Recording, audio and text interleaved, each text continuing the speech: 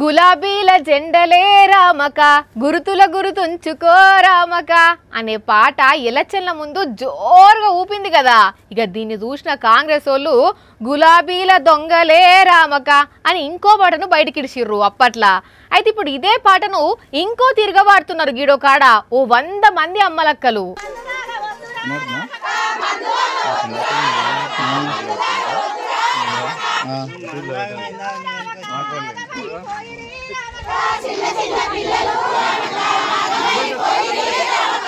మందు అమ్మ వద్దురా రామక మందు దాగ వద్దురా రామక అని ఇంగో ఈ 100 మంది అమ్మలక్కలు ఇట్లా గొంతెత్తిర్రు.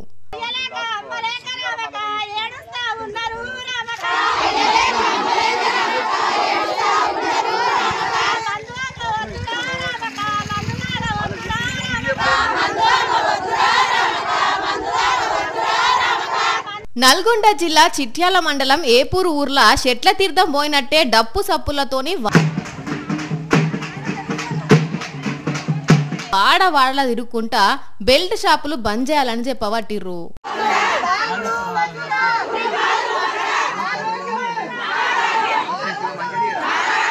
పొద్దంతా అంతా కూలినాలి పనిచేస్తే వచ్చే పైసల్ని ఆ బెల్ట్ షాపుల్లోనే పెట్టవట్టే చాలా మంది మందుబాబులు. ఊర్లోనే బెల్ట్ షాపులు ఉండేటాలకు వాళ్ళ పానం ఏడాగుతుంది. నాలుక మీద ఉన్న నరాలు లబ్బ గుంజినట్టు అయ్యేటాలకు పెండ్లాం పిల్లలు ఎవ్వలి అదికిరారు. మరి ఇంట్లోకి ఉప్పు కావాలన్నా పప్పు కావాలన్నా సామాన్లు ఉన్నాయా అన్న సోయే లేకుండా ఫస్ట్ అయితే ఒక పెగ్గేసేద్దామని బెల్ట్ షాపులో అడుగుపెట్టి ఒక్కొక్కరైతే ఉన్న పైసలన్నీ ఆనే ఒడగొట్టుకొని వస్తుంటారు. ఈ బెల్ట్ షాపులు ఈ తాగుడు చేయబట్టి సంసారాలు నాశనం అయిపోతున్నాయని చెప్పి ఇంగో ఈ అక్కలంతా కలిసి ఇంగో ఇట్లా పెద్ద రాలి తీసిర్రు. బెల్ట్ షాప్లను ఉంచొద్దు అని డిమాండ్ చేయబట్టిర్రు. తీర్మానం కూడా చేసుకుని ఎవరు బెల్ట్ షాప్ నడిపినా ₹1,00,000 ఫైను, తాగినోళ్లకు 20,000 ఫైన్ వేస్తామని నిర్ణయం తీసుకున్నారట.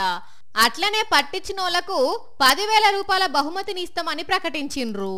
కానీ ఇట్లనే ఏపీలో కూడా బెల్ట్ షాపులు బంద్ చేయాలని మహిళలంతా రోడ్డెక్కితే రోడ్లు కూడా జాలే కావచ్చు.